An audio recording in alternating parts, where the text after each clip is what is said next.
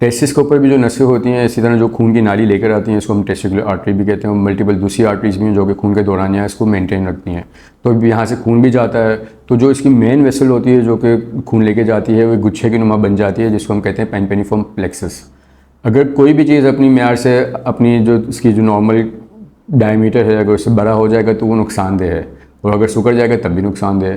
तो जब ये शरियाने जो हैं, खून की नालियाँ जो हैं, वो अगर अपनी साइज़ से बढ़ जाती हैं, नॉर्मल साइज़ से अगर बढ़ जाती है, डायलिटेशन हो जाती है, तो वो हमें एक बैग ऑफ वॉर्म्स की तरह फील होता है, कि एक नसों का गुच्छा हमें महसूस होता है, जो कि टेस्टिस के ऊपर फील होता है। तो बेसिकली ये होती है वेरिकोसील।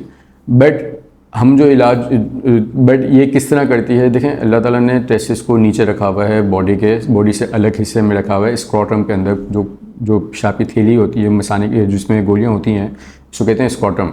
उसके अंदर अलग से टेस्टिस पड़ा हुआ है। तो इसके ऊपर साइंस यूँ है कि अगर जिस्म अल्लाह ताला ने रखा है कि स्पर्म को प्रोडक्शन करने के लिए, स्पर्म की प्रोडक्शन के लिए टेस्टिस को नॉर्मल बॉडी के टेम्परेचर से 2 से 3 डिग्री कम होना ज़रूरी है, वरना स्पर्म्स नहीं बन पाएंगे, उनकी क्वालिटी ख़राब होगी, उनकी चीज़ें ख़राब होंगी।